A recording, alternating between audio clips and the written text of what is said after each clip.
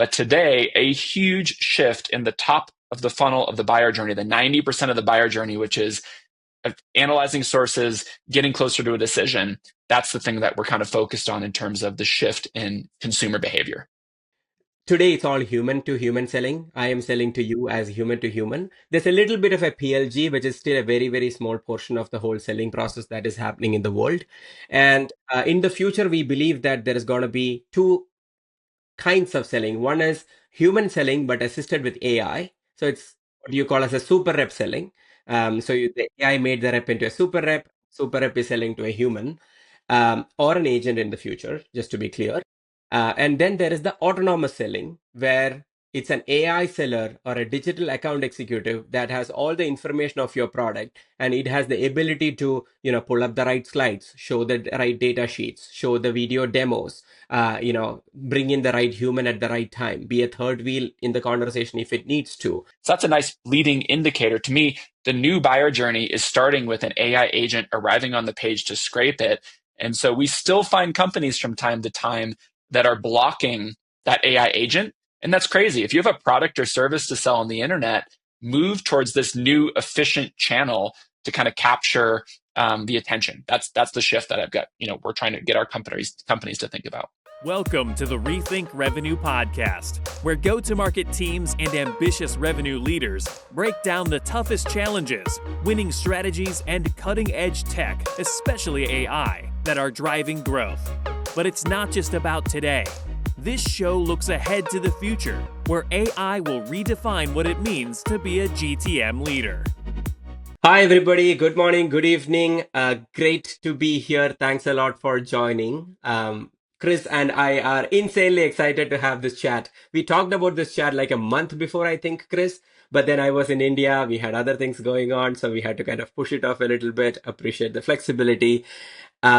Folks, so today we have like super exciting topic, and it's not like I'm going to do an interview of Chris. It's just going to be us riffing on this topic. Both of us have a pretty unique point of view into the topic that we are talking about. At a very high level, the topic is AI first buyer journey and how the AI first buyer journey is happening today, how it is transitioning the whole buying and selling journey. Why are the static blue links on Google dying? Instead of the static blue links, what is replacing it? What should we expect in the future? So our discussion is going to be like around these things. With that, Chris, thanks for joining. Why don't you do a quick introduction on your side? I'll do the same, and then we can get into the topic. Yeah, Arjun, thanks for having me. I'm Chris Andrew, co-founder and CEO for Scrunch. Very excited to be chatting about this. We're obviously passionate about the shift that's unfolding. We experienced it personally first before we even started thinking about it from a business perspective. But I think the shift in the world is a positive one, which is that we are outsourcing browsing. We're outsourcing the tasks in life that we're less interested in doing ourselves to AI. AI is pretty world-class at synthesizing information, assessing things for us. It's doing it in a more and more personal way based on intent, based on the memory that it has of us. And ultimately, that's resulting in what we're describing as an AI-first buyer journey. And every company is rethinking, well, I've built my web experiences, my websites, my content for either a human buyer journey or really optimized for the Google bot, right? A lot of people are like, the web's going to get worse because of AI.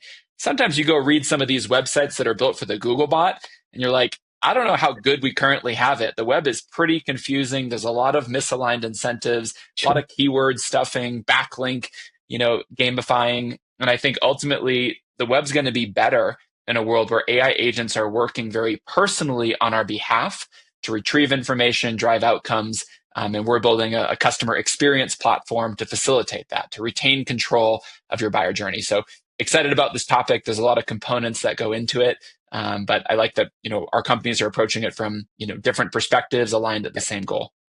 Absolutely. And everybody, I'm Arjun. I'm the co-founder and CEO of Docket. At Docket, we are building go-to-market agents that helps marketing and sales. We can get into what we do, but let's get to the topic first. So, Chris, I think you started mentioning this. To you, the AI first journey is about, outsourcing the kind of tasks to the AI.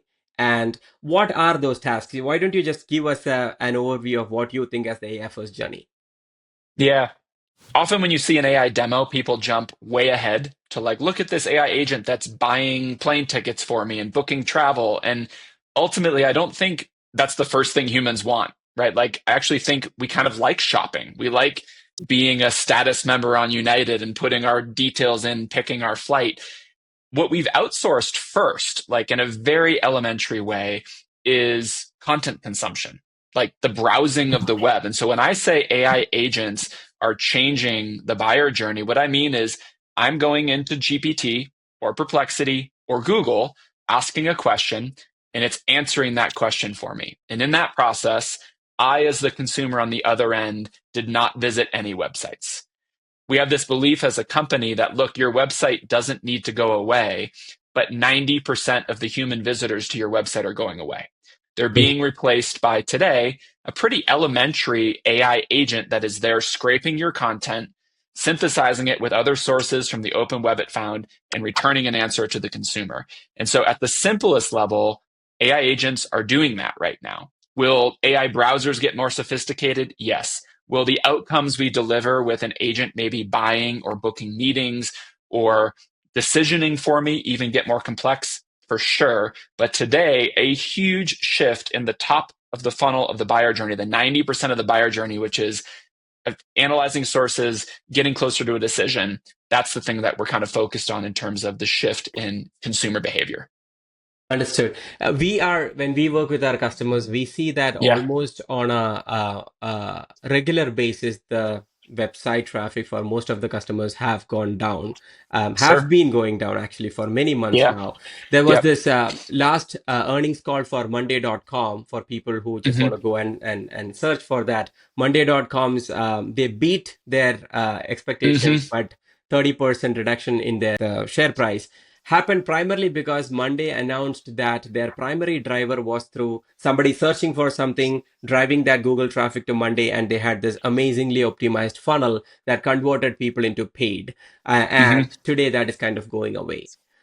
Yeah, At well, the same, maybe a question for you. I'm curious, like, we don't get paid in site visits. We get paid in dollars, yeah, right? So it's yeah. like they've created these incentives for marketing folks to measure certain vanity metrics. I'm curious for you, like, have you dug in to look at your traffic to see, one, are you getting referrals from AI search visitors? And more importantly, is that traffic more valuable? Like, is it converting at a higher level? That's something we're tracking, but I'm curious, are you tracking it for your own business? Yes, we are. So we dove headfirst into this whole thing, right? There's no reason to resist this change because this change Yeah. will happen whether you like it or not. So we, Yep. right from for many months, our marketing team has been like, how do we optimize it for answering engines? How do we Yeah. do more to make sure that we get traffic from the Chat GPT, Perplexity, Geminis of the world? And what we see is when we are receiving traffic from these answering engines, they are converting at 4.7%. Hmm. And when we are getting it from the regular search or Google, the conversion is at 1.6%. So, Mm. it's roughly three times of the conversion is three times more Hmm. than what it Hmm. used to be from the search. And to your earlier point, that is because when people are doing the research, they are doing the Mm. research on a chat GPT or a browser and then coming to your website. Hmm. And Hmm. once they are on the website, they have traversed through that buying journey quite a bit that they feel Yep. confident that this is one of the vendor that I want to speak with, and Yeah, the conversion goes up. So, to kind of go out of the doom and gloom for a little bit, maybe it for is not sure. as bad that the traffic is going down, because if your conversion is going up by three or four times, then your traffic can go down by three or four times and you will still be Hmm. okay with your Hmm. metrics. Is that what you Yep. are also seeing? Yeah, I think that's exactly right, right? I think consumers are changing their behavior, but in a funny way, marketers are hesitant to shift the metrics they track, right? Yeah. Like somebody set an internal goal for site traffic at the beginning of the year and it's dropping and they're probably bonused on that site traffic. Yeah. Meanwhile, they're getting better referral traffic from an AI platform and it's converting at a higher level. We just need to change the metrics we care about. And I think ultimately what that tells me is like consumers move towards simplicity. If I wanted to go read the 10 pages of your website and evaluate for myself, I still have that option.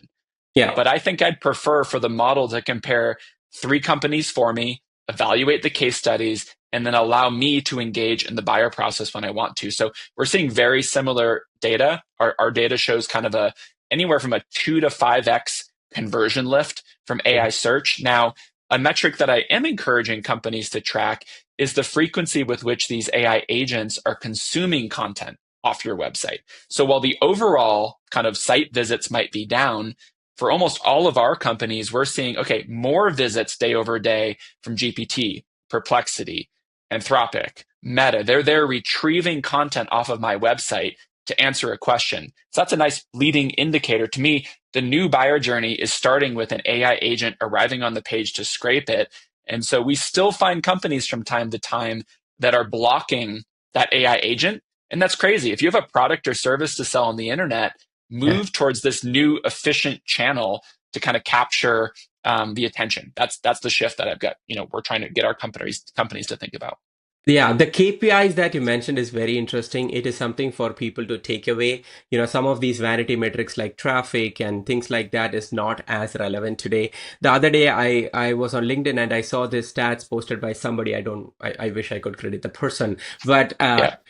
I think out of the top, executive leadership at HubSpot, and HubSpot, famously coined this whole inbound marketing, right? Mm-hmm. So this whole thing that we are all riding as a B2B companies, at some level, HubSpot branded it as inbound marketing, defined how the content should be generated, kind of did that whole funnel thing in the past. Mm-hmm. So my point was, out of the bunch of executives that are there at HubSpot, more than 6 people have more than 100,000 followers on LinkedIn. Wow. Right. So is it a KPI that anybody tracked? How many executives have more than 100,000 followers on LinkedIn? Right. Mm-hmm. It's not a KPI that Mm-hmm. anybody tracked in the past. But in today's world, it is very, very important because LinkedIn is a place where B2B is kind of discovering things. Mm-hmm. Even before I want to go and ask a question to ChatGPT, I want to know Yeah. what to ask. And that what to Yeah. ask is happening on LinkedIn a little bit. Yeah. So that KPI differences, right? How do you take out the vanity KPIs like the website traffic? How do you put the more deeper KPIs like how many times are Perplexity or Gemini or ChatGPT indexing my website? That shift is something that every marketer has to go through. Yeah, and actually, I've got another friend named Arjun and his sister Anita, who are dear friends, who have launched a company called Rock Salt, and their focus is really on helping people understand the education and conversations happening on LinkedIn pre this entire buyer journey. As you said, like we're on LinkedIn as B2B buyers. Who are the people that I need to be in conversation with to be in the consideration set? Who are the thought leaders that are actually credibly engaged with my audience that I should be connecting with and participating in conversation? So I think we're even seeing a shift from inbound marketing to more community driven marketing. Like the circles of influence are maybe smaller, but the impact is huge, right? It's like if you hire an executive with 100,000 followers on LinkedIn, for better or worse, there's a lot of B2B folks that are just on LinkedIn all day long. Like they're just on LinkedIn, commenting and liking each other's content. And so I think thinking about the buyer journey of like, well, what communities of influence are relevant? And then once it's time for me to engage with my new referral engine, which is GPT helping me assess B2B software or planning a personal decision, then I'm outsourcing the decision process to this AI agent to evaluate the options. And so keeping an eye on those things in unison is a big part of the new process here. Got it. I want to kind of take while I have you here, right, for the folks who are listening. There is a lot of this confusion from when people are moving from the search engine optimization, the SEO, to the GE or generative engine optimization or answer engine optimization, whatever you call it.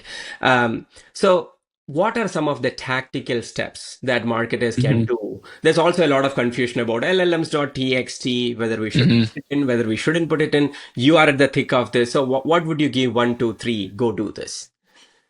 Yeah, I think there's a lot of heartburn about what's happening. And the reality is that AI search, I prefer that more than any acronym. AI search is built on top of the existing search index, right? So search engine optimization best practices are critical. SEO has not gone away. It's the foundation for how AI search evaluates the sources that it's driving the content and answers from. And so if you're not showing up in traditional search, you're unlikely to really excel in AI search. That's kind of like foundational point number one. Now, every one of the leading models is developing their own index of the web, so they don't have to rely on Bing or Google or Brave. So that's a shift to keep an eye on in terms of how they stack rank the sites that they deem most relevant for certain prompts. But what I think is heavily different is once a model is looking at a page, it's evaluating that content in a way that is different than the way the Googlebot evaluated content, right? It's looking at the intent of the prompt, the intent of my question, the content on the page, and deciding whether that's a good fit to answer the question. So I would say SEO is the foundation, but thinking through your content in a mode where is the persona that I'm trying to sell to going to be a good fit for the way this content is written, right? So when you think of like, hey, the ChatGPT retrieval agent is on my page, is there enough content there for the model to understand the product, the capabilities, the common FAQs, the user feedback? Rethinking your content to be consumed in that way increases your likelihood of being cited and referenced. And ultimately, you need to track it. Like if you don't have a baseline metric of how you're showing up, the changes you're making are not going to drive any improvements. On LLMs.txt, it's an interesting standard. It's widely known that none of the models have adopted the standard for actually generating results. You do see that the LLMs.txt can be used at times in the training data set. So they might scrape that information for future rounds of model updates, but they're not using it during the live web retrieval. And what I mean by that is if someone asks a question in GPT, the retrieval agent goes out to gather sources to answer the question. It's not considering LLMs.txt in that process. And so I think that was one of those situations where there's a bit of a panic or there's a bit of an enthusiasm about a new standard that has no real bearing on the results that are being generated. Ultimately, it's about making the right content available to the model.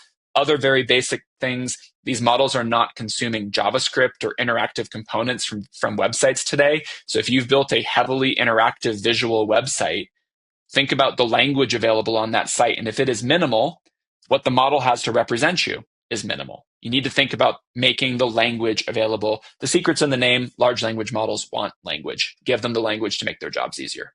Yeah, awesome. Those are all amazing takeaways. Are there other things like if I structure my content as an FAQ rather than a paragraph, it makes a difference? Is that true or is that not? There's definitely some truth to that. We are seeing FAQ driven content. Obviously, like answer question driven is a little bit how models are working. And so people that are trying to mirror that are seeing really strong results in the answers that are generated about their brands, products, and services. So I would say strong FAQ sources are having a positive impact in AI search results. And in terms of, I'm asking all my questions while I have you here. Sure. Yeah. The people are kind of starting to spend more time and more effort on Reddit, which was not something that B2B used to historically. But then in this AI world, Reddit is getting a lot more preference than it used to be, at least anecdotally that you see. What do you think? Is that a thing to build your reputation on Reddit? It absolutely is a thing. I think the other thing I would contribute to folks here is your brand is no longer going to be represented just based on your content, right? The model wants an unbiased answer to the question. So if I'm like, hey, tell me about Docket, it wants to go understand, well, is somebody talking about Docket on a site that the model can access and get an honest review, right? Whether that's a G2 review or a Reddit site with some user-generated content, or it's a blog from a testimonial, it wants multiple sources. And so one of the things we've seen work effectively for folks is target the places that the models are already spending time, right? If you have a community of buyers on Reddit and the models are pulling from that source to answer questions, participate there. If the models are heavily reliant on 10 or 20 blog sites today, make sure your brand is effectively represented on those sites and that it is accurate. We've seen companies really improve their presence in AI search simply by working with media partners or PR providers to make sure that the content is accessible in those third-party sites, in addition to being well structured on their own sites. Understood. That makes a ton of sense. One of the things that we are seeing, I'm kind of going deeper into that funnel of the buying journey, right? One of the things that I'm starting to see is this whole, let's say, a digital account executive, like an AI seller kind of a model, which is what we Hmm. are helping our customers to do, right? The way we Yep. think about the world is, today it's all human to human selling. I am selling to Yep. you as human to human. There's a little bit of a PLG, which is still a very, very small portion of the whole selling process that is happening in the world. And Hmm. in the future, we believe that there is going to be two kinds of selling. One is human selling, but assisted with AI. So it's Hmm. what you call as a super rep selling. Hmm. The AI made the rep into a Hmm. super rep is selling to a human, or an agent in the future, just to be clear. Hmm. And then there is the autonomous selling, where it's an AI seller or a digital account executive that has all the information of your product, and it has the ability to, pull up the right slides, show the right data sheets, show the video demos, bring in the right human at the right time, be a third wheel in the conversation if it needs to. So when the stakes are high, hand it off to a human, but for Hmm. smaller deals, just complete the whole deal by itself. Hmm. That is the other part of AI buyer journey that we are, putting our hats on. Let's say at Docket, Sure. when we work with our customers, we help them with both, right? There is the sales agent that is all about enablement, and then there is the marketing agent, which is all about autonomous selling. And we believe that this is where the world is going to go in the future, and we are seeing pretty strong indications of companies wanting agents to handle their entire SMB process. Like Hmm. on SMB, they don't want humans involved. They want AI Hmm. to talk, AI to do the demo, AI to capture the credit card, AI to Hmm. do the renewals, AI to do the negotiation. All of Hmm. it's actually fairly straightforward for an AI, even with the current technology. So I just wanted to kind of throw the light not only at the very top of the funnel, which is aware Hmm. we have been talking mostly about, but also a little bit farther down the funnel where it is about the buying and selling process happening. Yeah. I think a question to you would be, first of all, I agree with that shift. I think that's an astute way to break it down, and it is what companies want. I'm curious, for you as a buyer, do you want to be talking to this fully autonomous Yeah. AI seller? Yeah. And I have a very quick follow-up to that, but I'm curious, like, do you? I, you know, I'm going to say something controversial, right? Uh, People talk about how relationship is key in sales. I'm just going to say relationships are overrated in sales. Hmm. I actually love to buy from an AI agent. Again, there are within conditions, right? I'm not going to buy like a $600,000 thing from an AI Sure. agent today. But if I'm buying like a 10K thing, I am fine with an agent. And I'll tell you the reason why. One, agent is available to me on demand. I do Sure. a lot of buying at 10 o'clock at night once I'm done with all Yep. my job, right? So that's one. Secondly, I know that the AI agent might hallucinate a little bit, but by and large, it is not actively trying to lie to me, right? Yep. There are mediocre reps that do either knowingly or unknowingly give me the wrong information, right? Sure. That is very, very much happening today, right now, in some sales call happening out For there. sure. So I can trust the AI agent a little bit more than that on Yep. a 10K kind of a deal. The third thing is, if the agent is actually trained on the right kind of content, I know how the agent underneath works. And I feel Yep. pretty good about, okay, the kind of content that I'm getting, the questions that I can ask, and I can move the deal at my speed, right? I don't have to Hmm. wait and uh, be kind to a human talking. If the agent is talking, I can be like, okay, I get it. I want to know about this. I won't be Yeah. rude to a human, but I'm okay to be rude to an AI agent because at the end of the day, I'm saving tokens and money for that company anyway. Hmm. But I also think I'm not alone here. Like Yamini Yeah. from Spot talks about this a lot. Jason Lemkin from Saster talks about this a lot.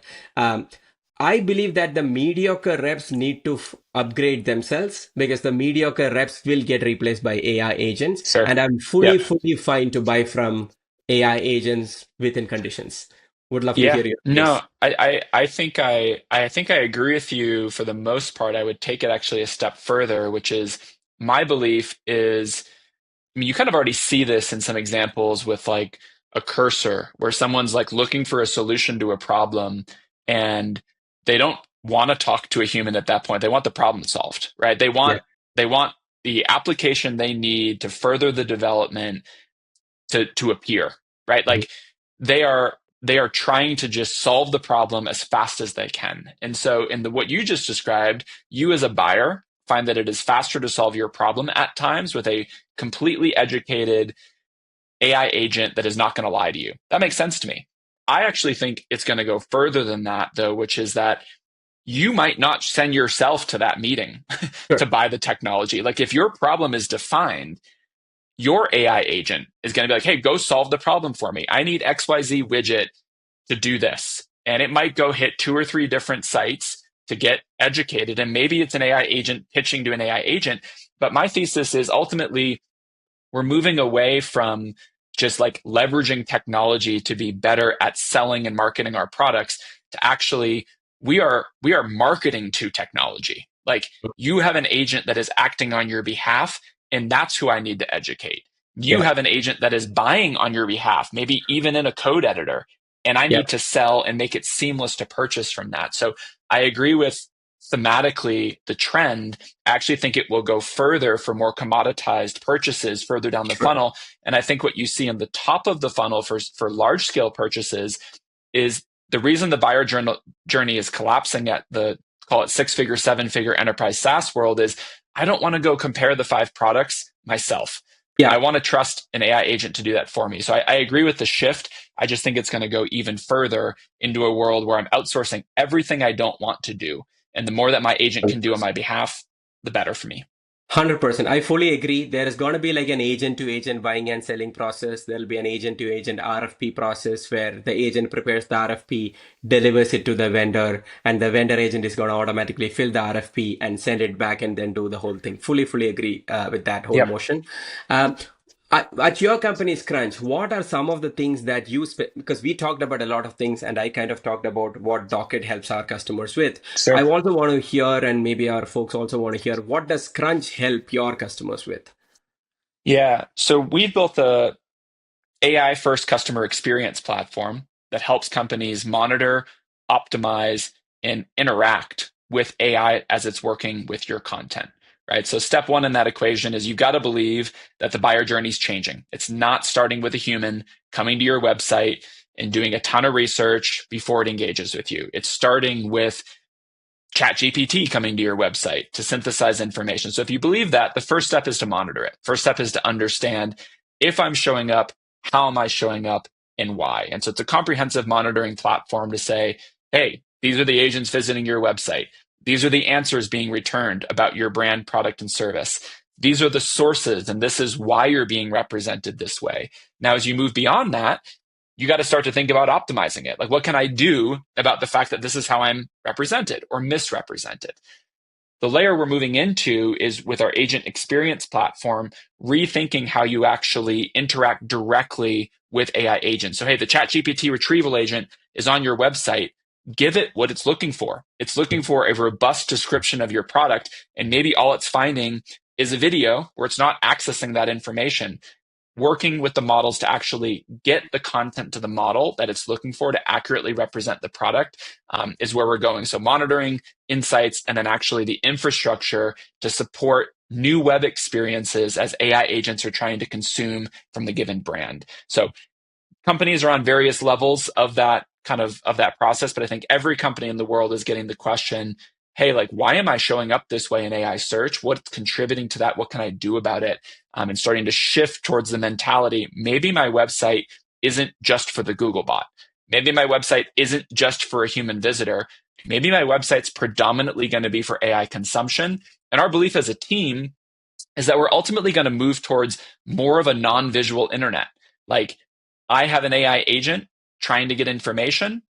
It's accessing the information. It doesn't want to click around a website to get it. It wants it to retrieve it as easily as possible. I think a lot of these AI platforms are going to come out with platforms to make that easier to interact and integrate with. So I think we're in the very early innings. We don't have all the answers, but we are partnering with Fortune 500 firms, building, iterating, working with the model providers to get the right outcomes, because I actually think it's going to be a better version of the internet that we're setting ourselves up for. So we love what we're building. We love this category of a customer experience platform for AI, and super excited to see how the ecosystem is developing, what you're doing at Docket with agents to facilitate that, and how we're trying to think through site infrastructure, to better interact with agents. Absolutely. No, it's amazing that so much is happening in this space, and people like us and a bunch of others who are building and helping and all, we are kind of shaping the future of what it might look like in the future, and none of us have all the answers Yep. for this, to be fair. But so I really enjoyed this chat because this had a lot of the specifics that I wanted to kind of touch. Like we talked about static blue links dying, the zero-click world. You talked about the KPIs that are moving. We talked specifically SEO to AI search. Maybe a couple of things for the listeners before we are ending. Go back and look at what percentage of your pipeline is originating from chat or agent surfaces today. See if you can even find that, right? If you have the right tools and things to surface that. On your web properties, whether it is the website or your in-app or your blog or help center, see if people and agents have the right way to get information very quickly. Or are you still putting a bunch of static links, because static links are dead. If your website is just a collection of static links. So it is high time that you start think beyond the static links. So those two questions from my side. Anything that you would add, Chris? Yeah, we automate site audits for our customers to be like, okay, who is this page for? And does it actually deliver against that intent? You can do that manually. Like as you just said, Arjun, you should go to your website and say, okay, if I'm an AI agent trying to make sense of the content on this page, and all I see is a bunch of interactive components and a video, and really not a description of what the company is or what the product's for, you can probably assume that what's being represented back in the model is going to misrepresent or underrepresent your capability. So I always encourage people, start manually. Like, yes, buy technology from Scrunch, buy technology from Docket, but just go do it yourself. Go look at your website, go look at your experience in a GPT, Perplexity, Google to see how the answers are coming back, and just think forward a little bit. I think the stat I would leave people thinking about is I just read that over 50% of web search in the US is now AI generated results, right? Over 50%. And now why did we get there so quickly? It's because Google has chosen to fully cannibalize their business with AI overviews, with AI mode, with Gemini, because consumers prefer it. So my favorite, buyers, both B2B and B2C, say, I've never used ChatGPT, but I love that Google just gives me the answer. I've never used AI search, but I love that Google gives me the answer. Google's giving you the answer powered by AI search. I think the world has shifted, and we now need to think through the web experiences and the marketing journey for your new buyer in a world where it's AI led. So love the discussion. I'm excited to stay connected here. Absolutely. This is awesome, Chris. We have so many more that we can touch, like personalization at scale. There are so many other topics within this realm that we can touch. But for a starter, I absolutely enjoyed the conversation. Thanks a lot, folks, for you to get in touch with Chris. Andrew, go search for him in LinkedIn. He's very active there. Go Scrunch AI, search for Scrunch AI, and you're gonna land on his website to understand more. He also has giveaways on his website that are kind of free. As you can see, he wants people to kind of get this.